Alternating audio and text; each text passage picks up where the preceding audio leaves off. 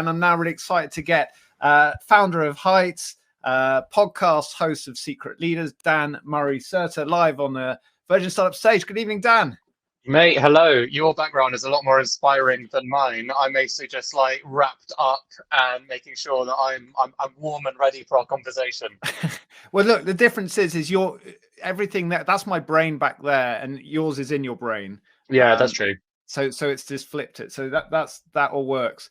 I almost called you Dan Meta-Serter as you joined us then, but of course that isn't your real name. Or are you thinking about converting? It's just my Twitter name for now. No, you know what? You guys in your mail out to me to your audience announcing this event called me Dan Murray-Serter, which is great. It means that like one way or another, whether it's Meta or it's Server, people are definitely identifying with me as the future technologist. Dan Meta-Serter, and then you've got the full package. It feels like you do anything for your SEO. So exactly. Dan, what I thought we'd do is, we've got time to go deep tonight, and really appreciate you giving us your time in amongst everything that we're going to discover you're working on and you've got going on in your life right now. But I thought we could start with in terms of getting to know you, a quick quiz and some warm-up questions. So this is the old, it's not I have never, we won't go there just yet, but it's either or. So I'm going to give you two options, and you're going to give us your instinctive response. And if they need explaining, we will. You ready? Yes, sir. All right. Tea or coffee? Coffee. Mornings or evenings? Evenings. Desktop or mobile? Mobile. Remote or office? Ooh. Remote. Remote. Fiction or non-fiction? Oh, non-fiction. Correct answer. Clubhouse or handbag house? I don't even know what handbag house is, so Clubhouse. I need to take you back to the late 90s. I was like, what is the other option to Clubhouse, which we can talk about? Bootstrap or VC backed? Oh, great question. Well, I run both. Sorry, you wanted a snapshot. That is a very tough one. Probably VC backed, but marginally. I guess it's where you are right in this moment. I know it depends. Secret Leaders is a bootstrapped company with employees and stuff, and so I can give insights on both. I literally understand the challenges of both of them. They're very different kind of challenges. Exactly, and it isn't binary. I appreciate it. Okay, metaverse or local park? I mean, local park, because I love walking and I love nature, but I do like my metaverse, as you know. You are curious. B2B or D2C? Oh, D2C. Yeah. Canva or Photoshop? Canva. Stripe or Pipe? Pipe, because Harry's my friend. Harry's your friend. What is Pipe for those that don't know? Call it cash flow financing for revenue businesses. So businesses that get sort of a monthly subscription would be ideal for it. You get your cash up front, and you don't have to dilute for it. That's a better explanation than their value prop. NFT or crypto? NFT. Yeah, again, maybe not a different choice. Very quick explainer. NFTs for those that don't know what you're talking about. Oh, the future of the internet, the future of ownership. But yeah, they stand for non-fungible tokens, and ultimately, they are a way to value an asset and give it ownership, or ownership amongst many people, and create a record of that ownership. And I think a misconception is it can only be art. You could, for example, create an NFT access group for Virgin Startup and issue it to people and create a private community, and you can only get into that community if you have the token. So that then becomes an access token. There are all sorts of interesting things people are doing. Very interesting one recently was Poolside FM, who are a great internet hit, created a Pool Suite NFT, and the idea there is you'll only get access. They were in Miami. They were having parties. You can only go to that party if you hold the Pool Suite NFT. So it's like access to their community, both digitally, but also physically at events and hotels. So the world is your oyster, but think about it in terms of a very clear way of saying, I am an owner of this thing. That's a great explanation. And Pool Suite, I mean, Handbag House and Pool Suite definitely overlap. There's a Venn overlap there. And even if you're not quite sure about NFTs, the tunes are banging. Final couple, Dan, parenting or CEOing? Well, I haven't done enough parenting, to be honest with you. She's 3 months old. So I am a very proud cat dad. My cats are pretty well behaved. So I'll say that I've had some background. But for now, I'll say CEOing because I've just done more of it to speak from experience. And one of my things is I do like to speak as often as I can from experience, less opinions, more experience. So I don't know enough about being a dad just yet. Yeah, and you're not the CEO parent in the house, I'm guessing. No, damn right I'm not. Inbox zero or gym hero? Oh, inbox zero. Yeah, you still get the kicks from clearing your desktop. I really do. Hopeful or mopeful in this moment? Oh, hopeful. There you go. You're in the Always 1%. hopeful. You're in the 1% in the UK right now. Well, it's the least British thing about me for sure, but I'm quite American in my positive attitude. I like to think glass half full very often, and I appreciate that. That can be quite annoying with my friends down the pub sometimes when they just want to complain. But I think in most circumstances, the most positive outcome is more likely, the most rational reason is most likely. People aren't really out to get you. Not everything is, against you and the world. A lot of this comes down to mindset, but also experience. Like you look back on some moments where you had a lot of preconceived ideas about what was happening or how things were, and a lot of that was just going around in your own head, never actually came to fruition. So half of it is instinct, and then half of it is just looking back on experiences and realizing that it was my own mindset that was coming with that attitude more than any sort of fact around it. So hopeful.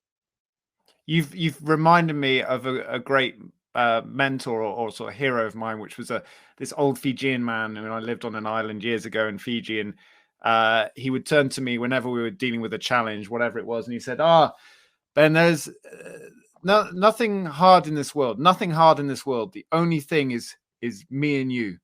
And basically, just that sometimes when English is a second or third language for someone, I don't know if you find this, they often are better explaining things because they use less words, right? Yeah. Nothing hard in this world, only you and me.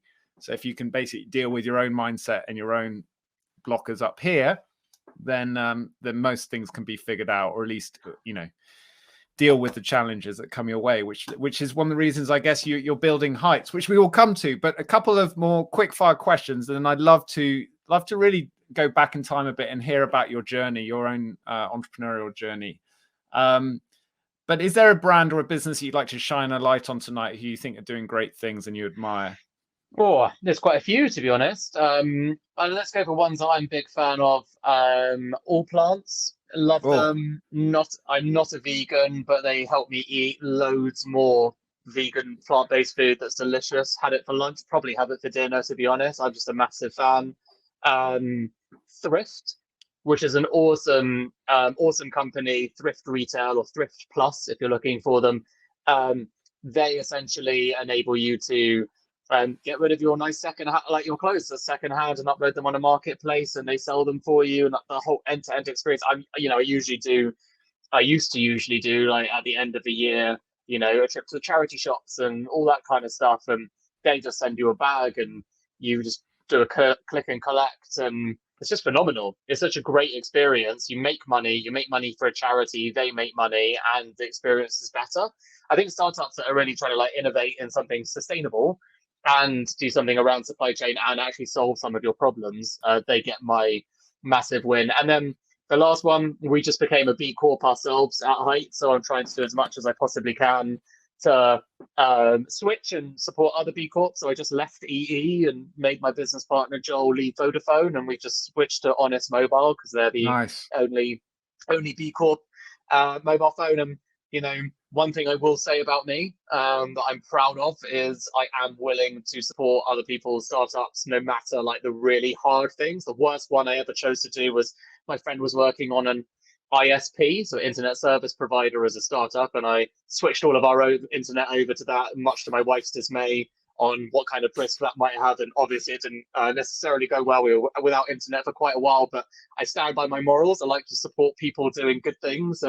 Switching mobile contracts is one of the last things in the world a founder that's quite busy can ever be bothered to do, but I was willing to do it because they're a B Corp, we're a B Corp, and I'm just dedicated to trying to live a more sustainable life. And I don't think that the only sustainable brands by any means are B Corp brands, because it's a ridiculously hard process and most people don't make it through.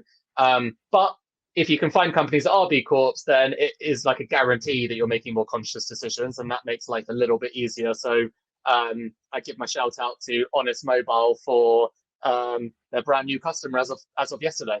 Oh, that's great news, and I'm with you on that. And the Fairphone, which is the product, that the hardware product that they're selling, promoting, it is a remarkable startup story, which I think is going to, one of the hardest sectors in the world to disrupt. As I was listening to you, Dan, talk about Thrift, All Plants, and Honest Mobile, and saying, I convert to anything. It's almost like there could be a sequel to Yes Man. Do you remember the Danny Wallace book and the film, where it's like, instead of saying yes to everything, you basically say yes to any startup that's pitched to you, and then like see what happens to your life. It'd be quite entertaining, I reckon. It'd be entertaining, but it'd be an absolutely awful idea. I mean, the thing that's really fun is, that's where most of my money goes, and just like supporting other startups. But it does get to a point where,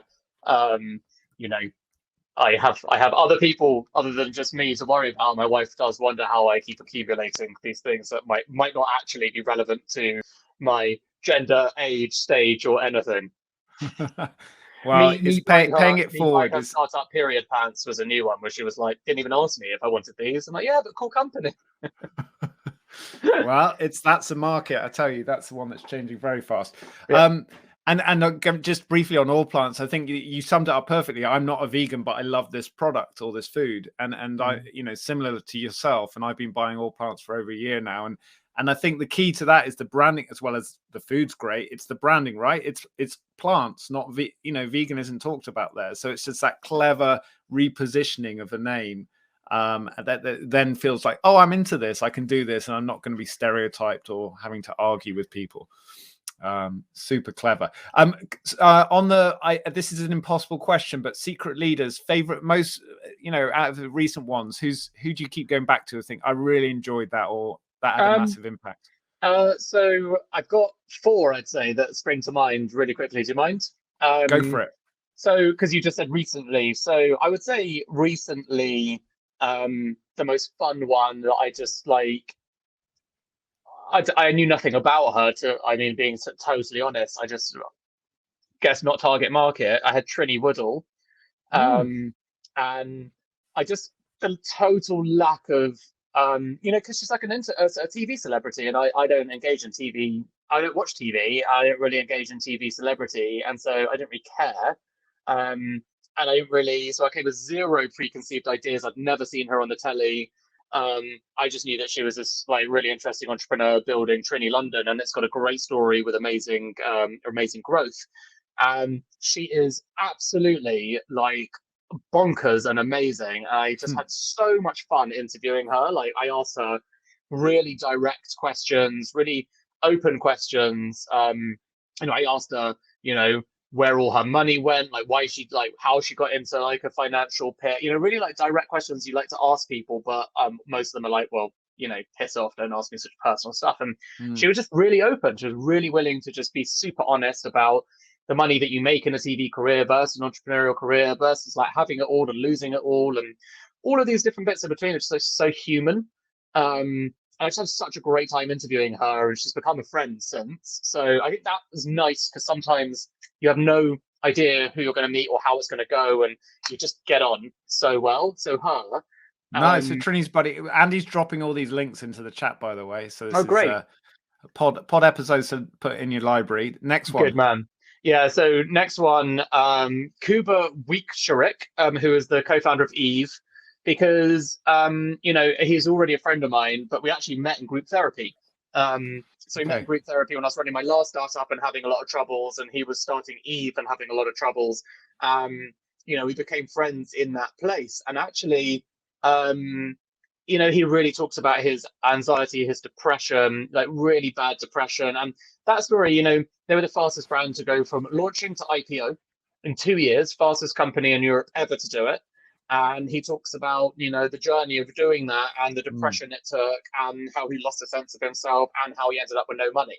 And you see, it's another story of like the headlines of all your friends think you're so rich because you just floated a company on the stock exchange for 100+ million or whatever, but you have no money And how is that possible? And these things don't get talked about enough. And I really wanted to like really delve into that because I know he's an honest guy, and if I ask the right questions, he would be honest about them. And it dispels this idea that all founders that go public, make all this. It's not true. It's the devil's in the detail in these things. So, it also, what's brilliant about that conversation, although there's a lot of pain unearthed there, is it shows you the problem, how messed up the system is, right? yes. And how why the financial models need shifting as well. Well, it's choices, and he knows this in reflection, right? But these are choices that adults make on their journey. You asked me VC or bootstrap; those are choices, and so is like what type of VC. Like we've been very careful with our fundraising at Heights. Like we do have VC, but we have all of the we have all of the control. And we had many offers from other VCs where we wouldn't have the control, and we turned it all down. So you learn these things through mistakes, and this is like a different path. So, and just on that point, whilst we're there, Dan, because you brought it up, how do you negotiate control with a VC? Big question, I know, but briefly to give us some insight. Yeah, there's multiple things, right? So, but like one of them is like the most easy way to negotiate control is traction. So it's picking the fundraising at the right time is the most important. So you can really go for funding at any time, but like all narratives, like the narrative is either with you or against you. So you're either growing very fast, you're in demand, you're doing something on Vogue, you've got the right team, you've got all of these things at the right time and a bunch of other offers. If you've got that, you're in control. You negotiate what you want, you tell people the terms, you tell them what you're accepting, what you're not accepting, and people play ball. If you're doing it the other way around, which is, look, you're trying to raise money, you've got an idea, you hope things are going to go well, but you don't quite have this sort of rocket ship behind you or momentum behind you at that exact moment. And by the way, these moments go like this on an entrepreneur's journey. So it's really about trying to find the moment where you feel like you've got that tailwind going up. Like that's the moment to start having those conversations, because inevitably at some point it'll start to go back down and then trend back up again. And it's very hard to pick those right moments, but if you're doing it at the right moment, you can be in control of the conversations. The other thing that helps is experience. So whether you've got the experience from making mistakes in the past, or you've got people that you can go to for experience. That's why I think, Secret Leaders I'm always really proud of. I do speak to some of the greatest entrepreneurs in the world, and I ask all of the tough questions because we need to know. So there are free resources out there to learn these things. You don't have to have a direct mentor all the time.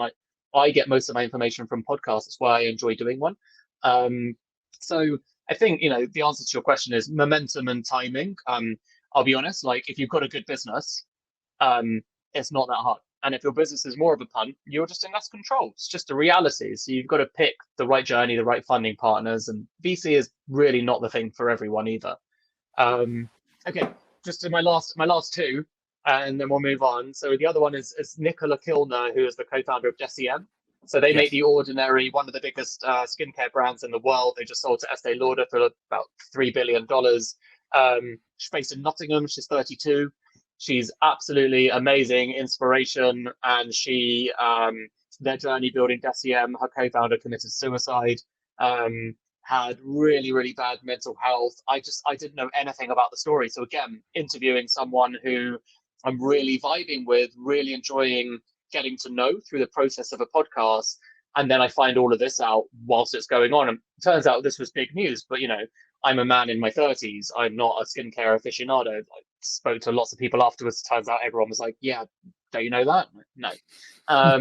So it was a real shock to me. And, it's really interesting when you have an interview with someone and it takes you by surprise to that extent. So really serious, all gone through problems with your co-founders and stuff, but one of them committing suicide is crazy. So that was a really powerful episode about mental health, about picking that company up and then taking it through to exit to Estee Lauder after all of that. I mean, how amazing. Incredible. So really fantastic woman.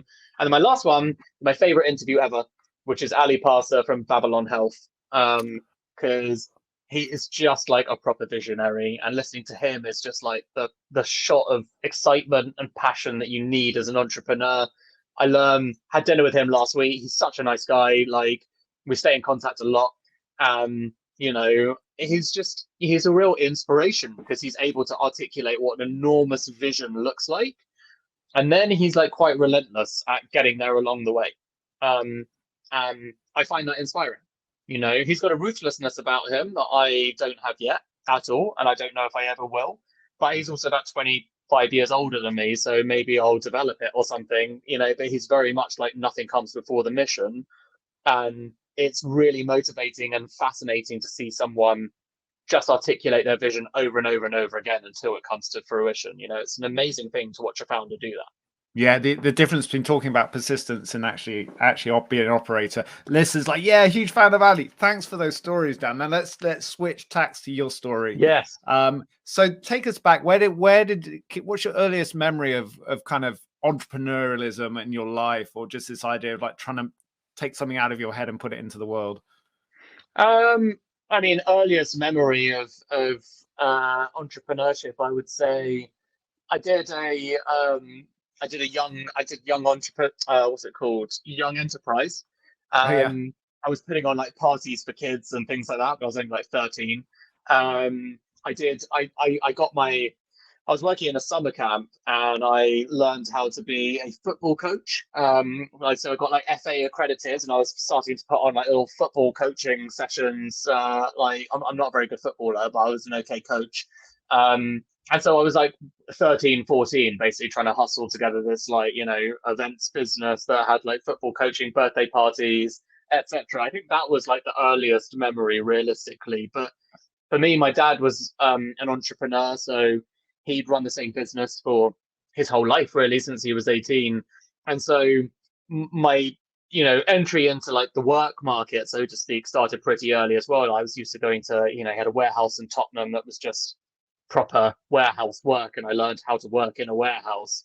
He had a showroom that was like where business actually happened, like the actual office in town, but I was never allowed in there for like years. It was all about going to the warehouse in Tottenham and teaching me what real work is, literally just doing proper back end office stuff. And I actually really appreciate that in reality, right? As in, I really appreciate how learning how the back end of a business works with the people that make it work is a really great start to life. And I never ended up going into my dad's business or anything like that, but it was really helpful to have someone who's building a business very nuts and bolts, and just seeing like a physical manifestation of that in the real world. I think that was super helpful for me. Yeah, and so many of the businesses that we run these days, you're not there isn't a physicality to it often, and so yeah, I can imagine the power of that learning. What was the product? So he was in fashion manufacturing, so a really awful space for anyone to maintain stress levels and health. So he would basically supply high street retailers with like blouses and skirts and dresses, etc. So your M&S and your Wallace and Phase 8 and like a bunch of like the high street retailers. But I learned very early on that is not a good business, as in it's exceptionally stressful. Working in fashion, particularly, very hard. Very, very hard market. So, but it didn't put you off. It didn't like seeing that business model was tough and how much work there was going on and how much stress it created. It didn't put you off the idea of building your own business. I thought it did, to be honest. I really thought it did. So I never wanted to be an entrepreneur. I was really not. I can't really stress enough that growing up with my dad, like he had very bad health, and he had 2 heart attacks. I had lots of stress-induced stuff, and a lot of the stuff that you do in fashion manufacturing, the supply chain is kind of out of your control. So the retailer will change their mind at the last minute, but you've already committed to making 100,000 garments, and now they're your problem. And so that kind of stuff will kill a business. And so, understanding like where decisions get made in this world and how that all impacted my dad's health, which deteriorated like the whole time whilst I was a kid growing up, really put me off entrepreneurship.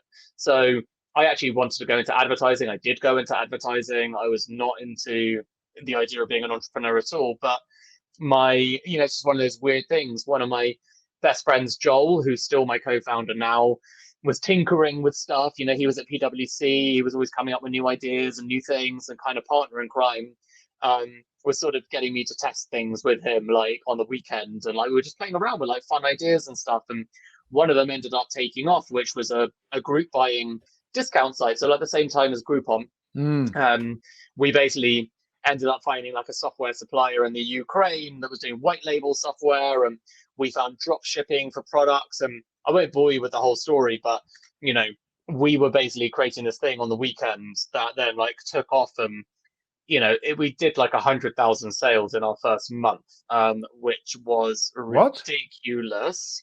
And like how did you, just a few ads or? Yeah, no. So the positioning was all about the student market. So we were basically supposed to be like the Groupon for students. We negotiated a deal with Hungry House, who at the time had just launched, right? So the Just Eat competitor. And we got this deal that was £5, £5 free takeaway. My focus was like totally like, can we get digital discounts so we don't have to hold stock or do anything different? Problem with the company as it went on was we ended up having to do stock. It became a whole nightmare. But at the time, amazing, because we did this deal with Hungry House where they gave us £5 free takeaway voucher for anyone that signed up, and we got paid £1 in commission every time someone used it.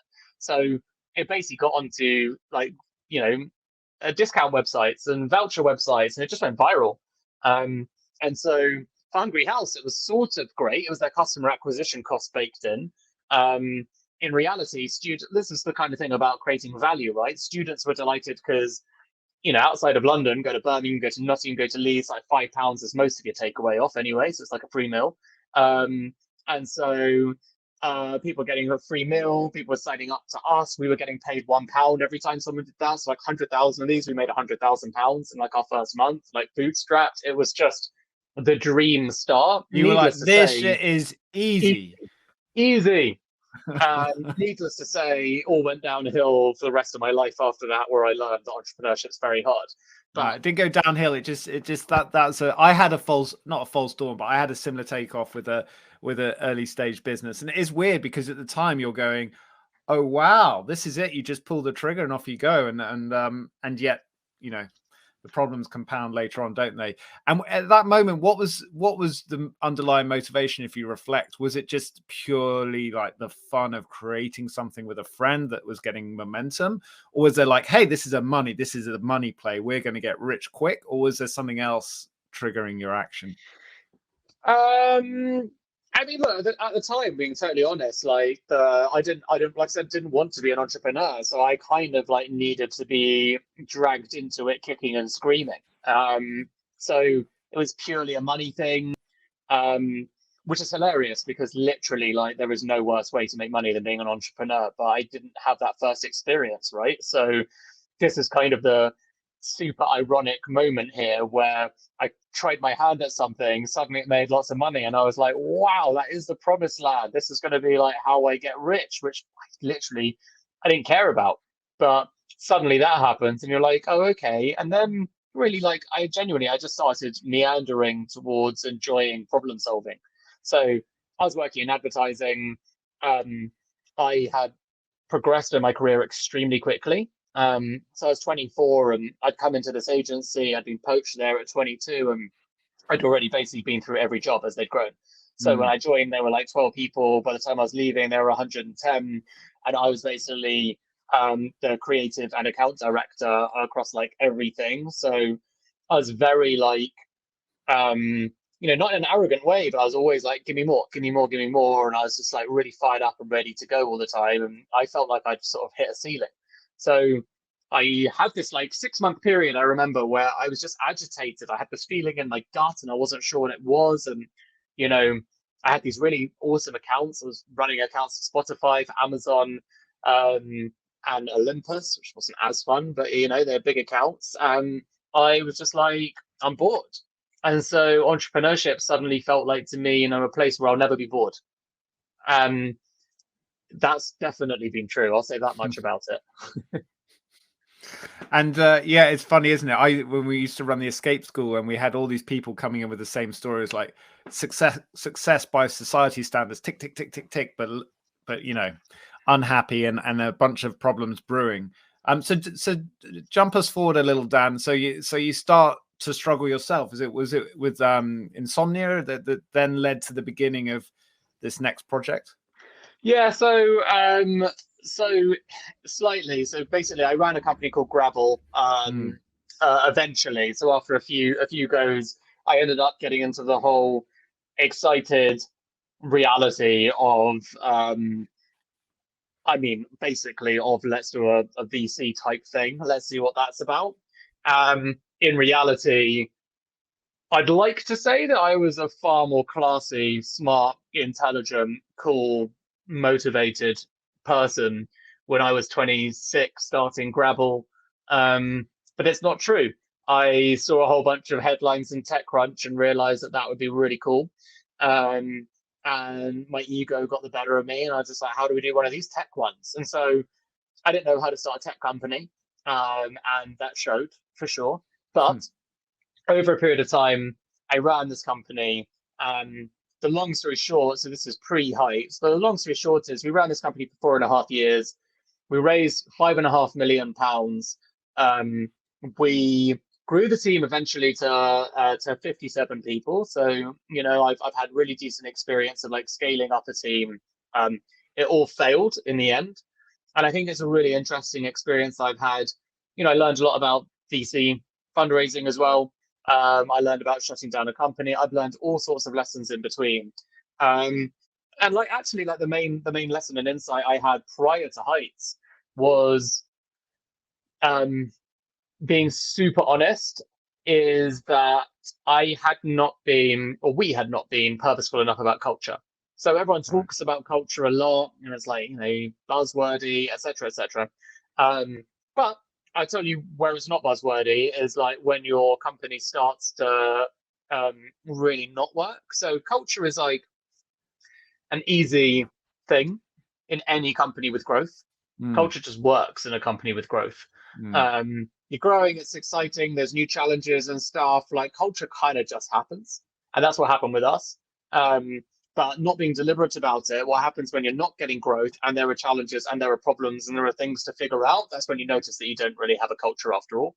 And is that the case of just people like, do they care at that moment? Yeah, right? Exactly. It's like, you know, what are our values? Like we haven't, like, you know, he talks about our values, but have we instilled our values? Have we hired people that have those values? And ultimately, you know, there's a term people use called brilliant dickhead. We'd hired a lot of brilliant dickheads. So hello, everybody who used to work at yeah, exactly. Well, at the end of the day, like, I'm super honest about this stuff, including to them, including with feedback. I had loads of great people working for me, but I had loads of mercenary people who were there for the good times, the good salary, and all that stuff. And as soon as it was challenging, you know, everyone couldn't wait fast enough to jump ship rather than to figure out how to solve the problem. So that was one lesson I learned. The other lesson that I learned actually was there was a lot of expectation from a team. By the way, I know this wasn't even your question, so forgive me. But there's a lot of expectation from a team. I think there's a misconception that people hold founders up to a standard of having a lot of the answers.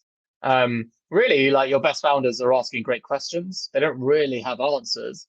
The lesson that I learned was I was consistently trying to prove that I was able to grow enough to answer all of the questions. So we would have growth and product and tech and all of these different aspects and brand and content. And, you know, Dan, what should we do? Joel, what should we do? My co-founder.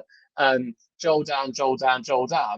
And instead of like saying to them, I don't know, what do you think we should do? That's why we hired you, which is the right answer. And working on it together, we would try and come up with the answer. So like suddenly we'd be reading another book, another blog, another thing, another podcast, learn. And it's two things that happen there. Like one is you're accidentally creating a culture where people are actually incentivized and given the freedom to work these things out on their own. And then the second is like you also are just completely swamped the entire time, not really able to see the wood from the trees and think about the broader, wider strategy because you're in the day-to-day and the weeds too much. And that's not a good place for a founder to be. It's not where any good problem solver can really be. So these things were fundamentally like classic cultural problems that we realized after the fact. So when we were starting Heights, we were massively purposeful about values, like massively. And that's not because we're like really woke. It's literally because we saw how broken what we did was and how, you know, a lot of our cracks that really came to fruition when having to close the company and when it came to failing came down to not having the right values instilled in the business. So one of those, and I know we're jumping about, but I think this is crucial. Care without compromise is one of the 4 values at Heights. So how do you come up with it, and then how do you put it into action every day? Great question. So, it's one that I've been using a lot over the last 24 hours, and I'll share in a second why.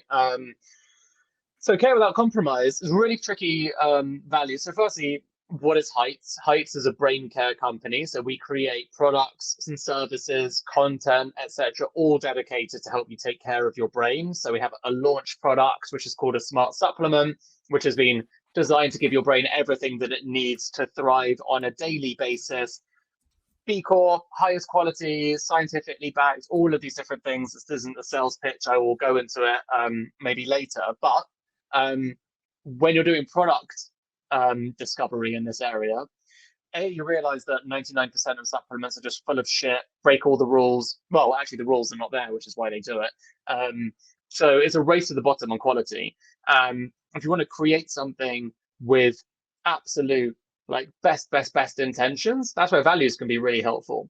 So we created like a care without compromise value on the basis that without compromise will enable us to choose ingredients. As an example, we will have,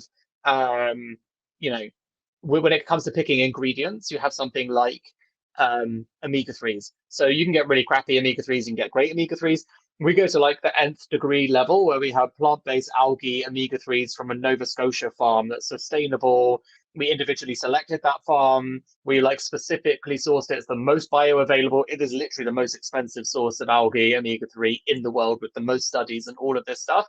And that's that one that we pick. We then have blueberry extract that's picked from an Italian blueberry farm. And they have the highest potency of anthocyanin extract in the world. And when I say without compromise, the idea is you're trying to instill at every different level of your company, how does our value dictate how we behave here? And so when it comes to picking ingredients for something or whatever, it's if there's an option between A or B or the easy route or the hard route or whatever, it's this is not a compromise company. We go to the nth degree. So that is one level where it's really helpful. Another level is our customer service team are all trained nutritionists. So the nutritionists and dietitians, which means that any customer service inquiry we get, if you ask us, which we get a lot, you ask us all about your nutritional needs. This is what I take. This is what I currently take. This is what I don't. This is my diet. These are my needs, my age, my gender, all of the different things. I have Crohn's. I have this. I have that. Our customer service team is trained to do it. They're literally their job is that. And so no compromise. Doesn't matter who you are as a customer. It doesn't matter. And also the other side, we don't compromise on integrity. So if there's a better product for you, or you tell us something that would be well, actually our product shouldn't be for you, we completely pass you on to someone else. We have a list of companies that we do recommend other people go to. I think these things are really important as well when you're training your team in how to behave as a company. They also really limit the amount of questions. So, I spoke earlier about, hey, Joel, hey, Dan, what's the answer to this and stuff? 9 times out of 10, if you've got really clear values and you're building them into your culture, you can go, well, what would you do using this value? What decision would you come to based on that value? So people can usually get to the same decision that you would as the founder as well. So if you've got great values and you instill them right, it really helps you limit the decision-making framework. It helps people have a bit of freedom and autonomy to come up with the decisions and answers themselves. So we're starting to see that really come to fruition now. And, just to the point, our chief science officer is a neuroscientist with a PhD in neuropharmacology. So when there are questions that our CS team can't answer because they go beyond nutrition, they get filtered up to her. So, we've sort of got very different rungs of how we're happy to answer questions from any of our customers. But this stuff is super important to us. We want to be the very, very, very best. So, that's really important. And as Hazel's just said, even Stephen Fry loves it. So, yeah, exactly. And he has one hell of a brain. Stephen Fry is one of our, in a month, he'll be in on I know exactly the date he joined, 5th of January, 2020, because he signed up as a customer a day before we went live. And he is one of our longer serving customers. He's never missed a day or a month. It's funny, because in lockdown, because we're obviously D2C, so, not sharing his address or anything, but he changes his, sometimes can I change the address next month to LA? Can I change it next month to Norfolk? Can I change it next month to London? You're this guy's definitely making the most of lockdown. He's got his little 3 residences moving around the world, but I can say that he's never missed a shipment of Heights for sure. That's great. And it's so good hearing that about how you take that value and you've built it into your product, into your culture, into who you hire, obviously. But the pushback or the challenge back is always, okay, Dan, hold on a second. This is an expensive operation you're building here in terms of talent and product. So product market fit, how do you get from like this point where you've got this vision for this like world-class supplement that's really going to change the way we think about how we're taking care of our minds and our brains, to like making this a successful operation financially? So do you do that in stages, or do you go big on fundraising on day one? No. So just to be really clear, like I like to pride myself on being really honest in the moment of my journey. Like, I don't think we have product market fit. And I say that because at Gravel we had product market fit. So I know what product market fit feels like. The house is on fire and you can't hire fast enough. So at this point, there's no product market fit. Oh, I mean, also I'm a harsh critic, right? So we're doing well, but it's not like so ridiculous that, I can't sleep at night kind of thing. So in reality, I don't think we have product market fit. But what I would say is, in designing our first product, I never thought we'd make a supplement. It's worth saying. So a little bit of background. My background is in mobile. So my last company was a mobile tech startup. We made mobile apps. They went viral. Like, many of them went to #1 in the UK. A couple of them went to #1 like worldwide. Like, mobile product was kind of our jam. In reality, doing the research for this, the reason I got into this is because I had insomnia. You likened this earlier. So I had insomnia and really bad anxiety for 6 months. Did everything I could to try and cure it. I went to a dietitian. I went to nutrition. Sorry, didn't go to dietitian or nutrition. I went to them at the end. I tried meditation, and I tried sleep therapy, and like all the different things. And after 6 months, I went to the doctor, gave me sleeping pills. And after 6 months, I was asked to go and see a dietitian, and she prescribed me supplements. So that became, and that was the thing that worked. So that became like a really insightful moment to me. And I started writing a newsletter on how to take care of your brain according to science. So that is probably the key here, I would say. Is that I'd say, just to, sorry to interrupt, Dan, but I'd say this is the key, because I know most people in that situation. I'm sure we've got many friends, entrepreneurial as well, who have had some of those similar mental health and health challenges, who in that moment go, I'd love to share this. But then they, beyond their immediate friends and family, they don't. So what was the trigger that led you to go, I'm going to start writing a newsletter to share what I'm learning and see where it goes? Were you thinking business opportunity, or just like, great question, more people need to know? Yeah, so this actually ties into, we're jumping around a lot again, but this totally ties into what we were talking about with my business partner after we failed. So after we failed, we had a period of like, what are we going to do next and how are we going to do it? And we went through a process of, are we going to work together? Or are we not? We saw business psychologists to get, therapy together, or like get all of it out and see what we're doing. And we basically came to this decision: whatever we do next, we will do a company based on our values. So we did psychometric tests. What are our personal values? Where did they match? Yeah, I'm not joking. We did like the whole hog on this stuff. The PTSD was real. So we were like very, very deliberate on values. And then we wrote a whole bunch of interview questions, which we still use, based on the values that we came to. One of them being care without compromise. We wrote all these interview questions for people that we would hire in imaginary company that we had not defined yet in the future. So we had a very backwards way of starting this new company, which is, we decided that we would work together first. Then we decided that we would create company values and interview questions and interview processes that are all aligned around these values.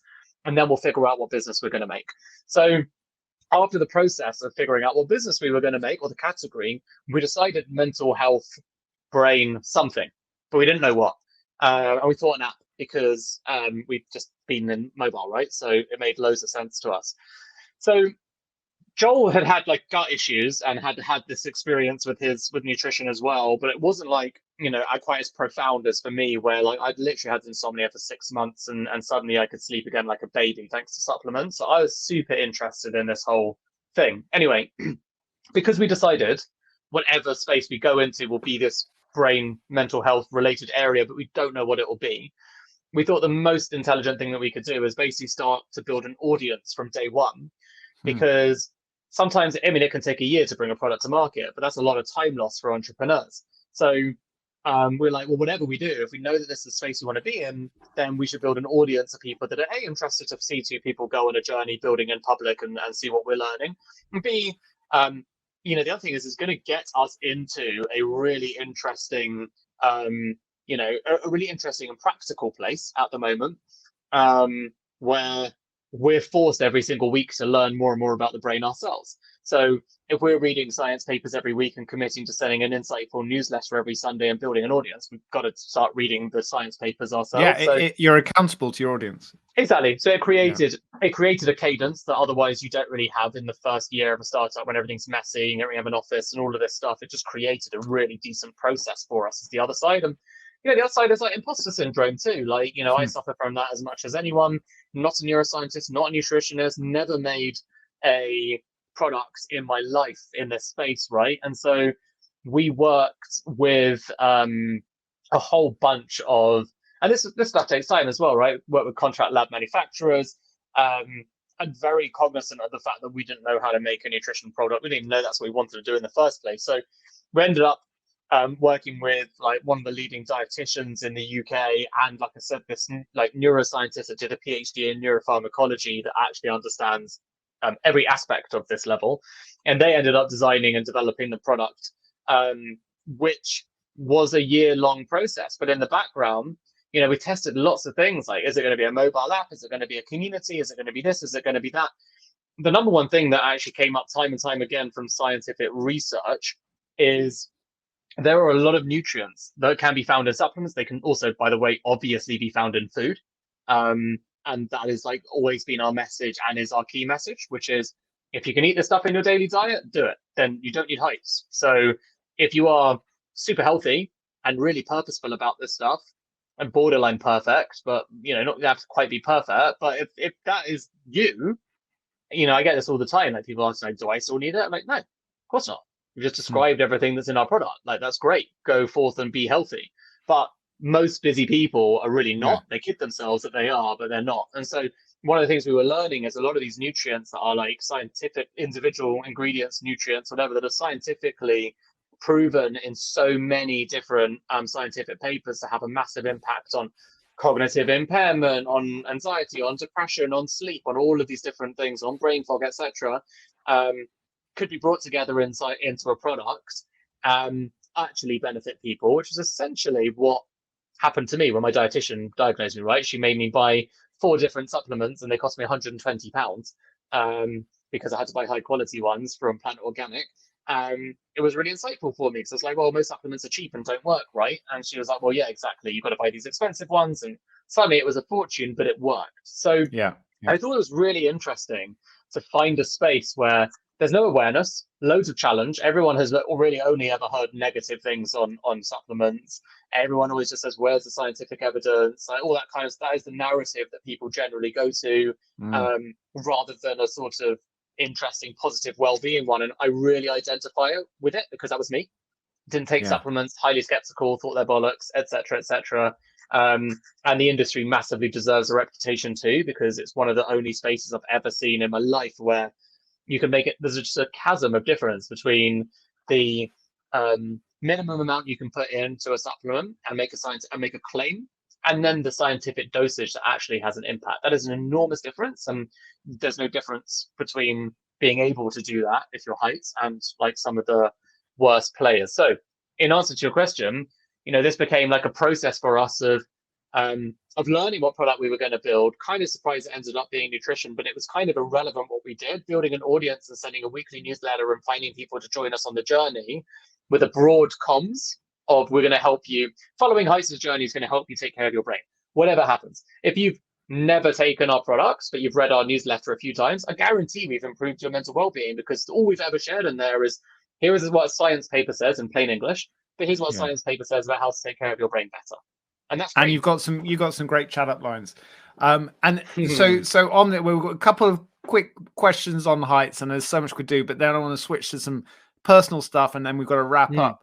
But we've got Hazel and Andrew here, both asking about the substantiation questions. So yes, partly because of the story you've just shared about the industry, but how do you do it at Heights? How do you say, okay, here's what it will do, and there's a great list of fantastic benefits. Is there a third party that's analyzing the product? How does it work?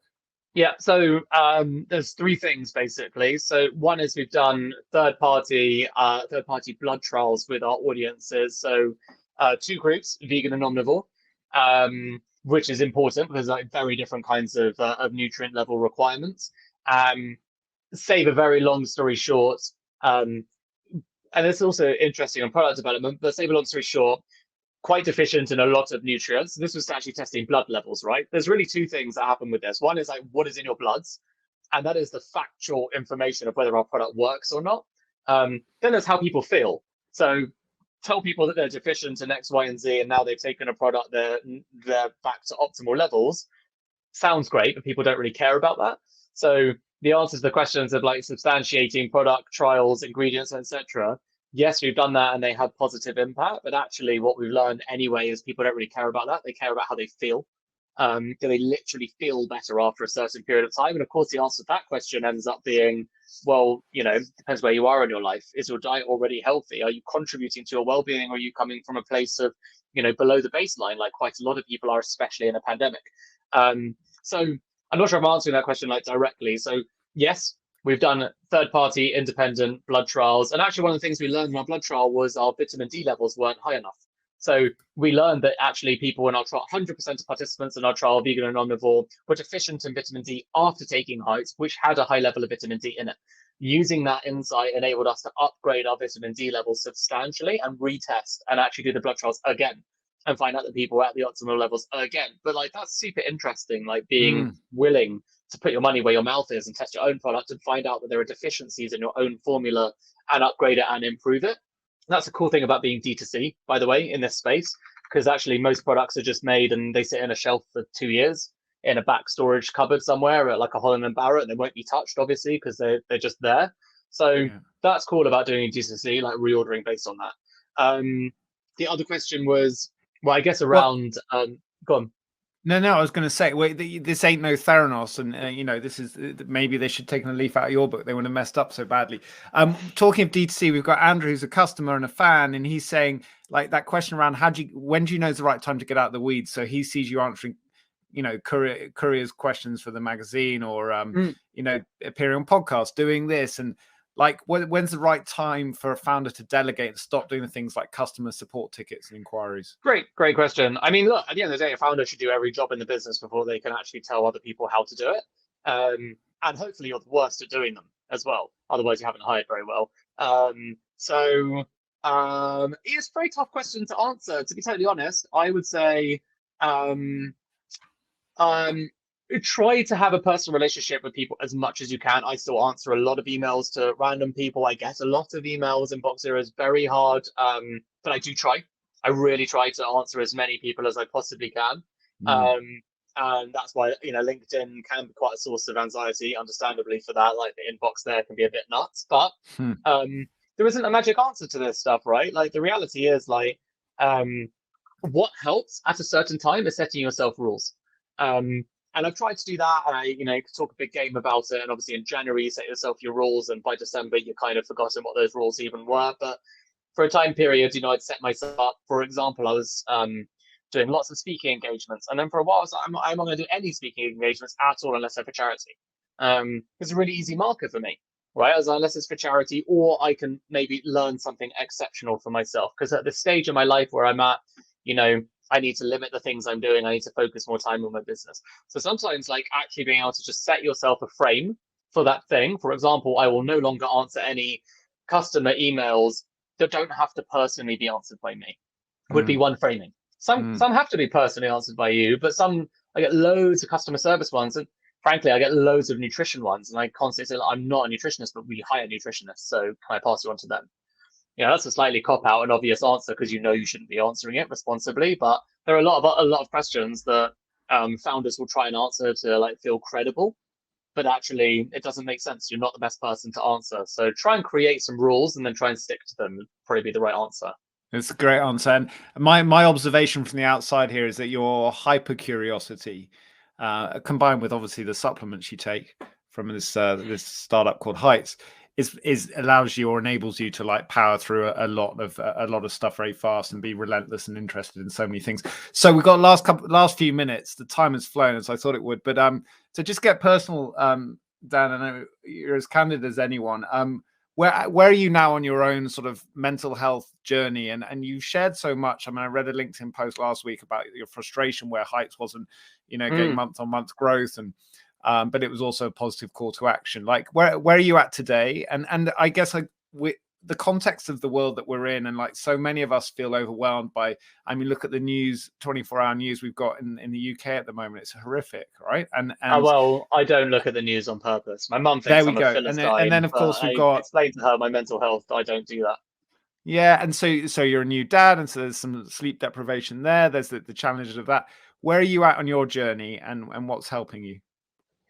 So where I'm at in my journey is I'm very deliberate about 2 or 3 things, like very deliberate, and it's because I've had experience of not doing them. The 3 really obvious things are basically the things that I would say I built my company and my personal brand around, really. Like, the 2 obvious ones are I'm very deliberate about gratitude. It sounds ridiculous, but it's completely true. I wake up every single morning, and before I've done anything at all, I say, I'm really grateful for waking up today.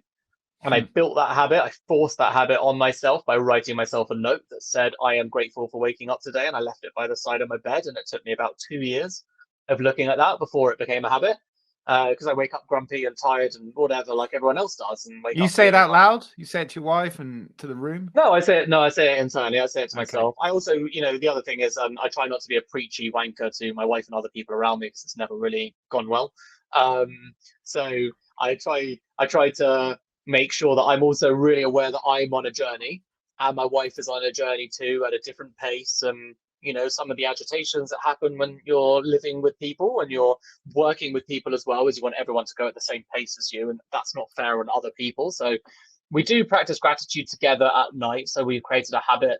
It's genuinely where our next product, the Brain Care Journal, came out of. Like, we've been practicing gratitude in a journal at night as the last thing we do before we go to bed every single night for 2.5 years now. And I'd say it took about a year of me gently nudging her and doing it around her, and just getting into the process of doing it around her before she joined me. So there's a lot of this sort of, like, I would say, in terms of mental health journey, if this resonates with anyone that's on a journey with a partner as well, look after yourself, figure out what works for you, make sure that you are genuinely doing it for you and that it works for you, and you might inspire someone else if you're lucky to start to play it with you.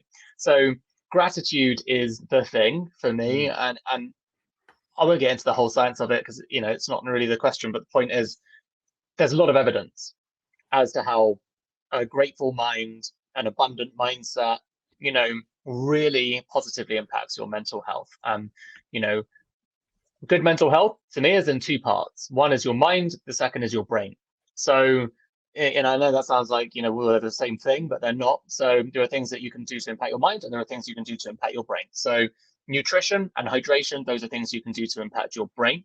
And if you don't have good optimized brain health, you will struggle to have good optimized mental health. It's not my opinion, it is a scientific fact. So if you generally wake up a bit tired, a bit this, a bit that, a bit like, don't quite feel so great today. And this is the kind of thing, like, most people have actually kind of accepted that as the norm. So, like, yeah, but I hear this all saying, yeah, but like, who does? And you're like, well, you're not meant to not feel like really good. You're meant to, like, actually feel good every day. That is kind of the point. So the reality is, look after your mind. Gratitude is a great one. Look after your brain, nutrition, hydration. And then the third one for me is movement. So walking. I walk every day. I never miss a day. It doesn't matter if I've only got 10 minutes and it's so back to back or whatever. I will literally not miss a day to get outside and go for a walk. Doesn't matter, rain or shine. It's just such an important thing. We're human beings. We're designed to move. Actually moving outside, if you can. And again, constant gratitude, right? Like, what's your frame of reference? Like, if you're lucky to have 2 legs and be able to move, you are so lucky. So go outside and utilize that benefit that you fortunately have. So, I try to make sure that I do that every day, and that has a massive impact on my mental health too. In terms of where I am in my journey, very much the unfinished article. I suffer a lot from imposter syndrome, often less so now than I used to, but I still have it. I comparison is the thief of joy. Like everyone, I compare myself to what my peers are doing. Secret leaders doesn't exactly help.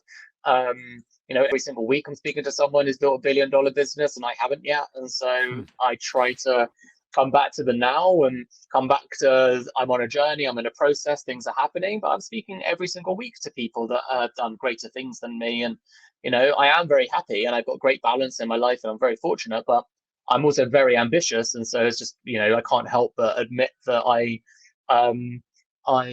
get jealous, right? And I get, negative thoughts. I don't want to be a jealous person. I'm embarrassed that I would be jealous. And then I sit with my thoughts. I'm like, can't believe that I, haven't transcended the feeling of jealousy rather than just being happy for someone else's success, So where I am on my journey is it's still complicated, still battling my mind, absolutely.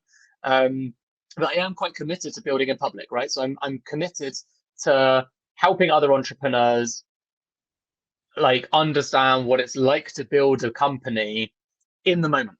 It's so easy, and this is the thing with secret leaders, it's so easy to build this company with hindsight.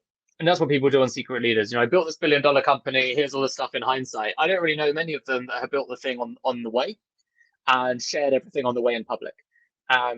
That's kind of what I'm proud to be doing. And it's really uncomfortable sometimes, as you saw in my last post, right? Like we've got lots of investors.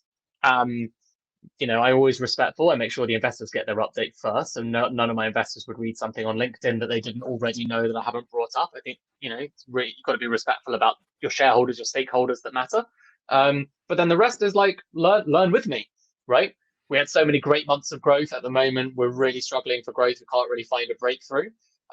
That's why I say product market fit. I have other thoughts on what is going on and why that is. But the reality is it sucks. It's not great. I had to let go of someone like really senior that the team loved. I had to do that yesterday, and it was horrible. And I'm dealing with the fallout from my team and lots of time spent with them on this and why it has to happen. This is the reality of like building in public, right? And finding the moment. I'm not about to do a post on LinkedIn talking about it without their permission, but this is the reality of this stuff. Is like startups are really hard. There are moments that you're learning this stuff in real time, and I think there's a great value to people following your journey to be learning that stuff with you on the journey. It's a wonderful answer, Dan. And final observation from me is that actually what you're building with Heights, and as you just described, your practice of focusing on your mind and separately your brain and then movement, is also something that's helping you, and it's helping me even listening to you think about when you do get those strong emotions, whether it's the jealousy or the anxiety or whatever you're dealing with, that scientific background is almost like helps you. It's like when you learn a bit of philosophy, you're like, oh, that's my ego over there. It's interesting. Or that's my anger. I wonder what will happen next.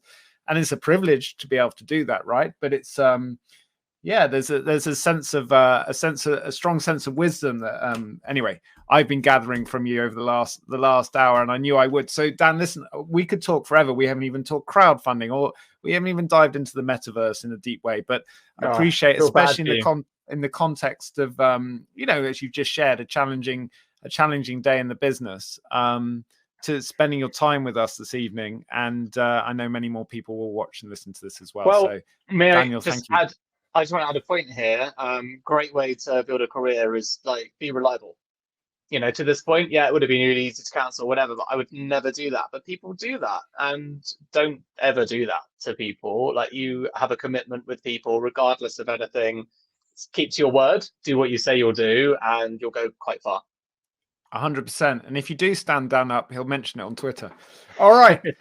Dan Murray-Serter, big round of applause from all the Virgin Startuppers. Hope to see you soon in person, Dan, and have a great rest over the next few weeks if you can. Thanks so much, Ben. Lovely to chat, mate. Cheers, Dan.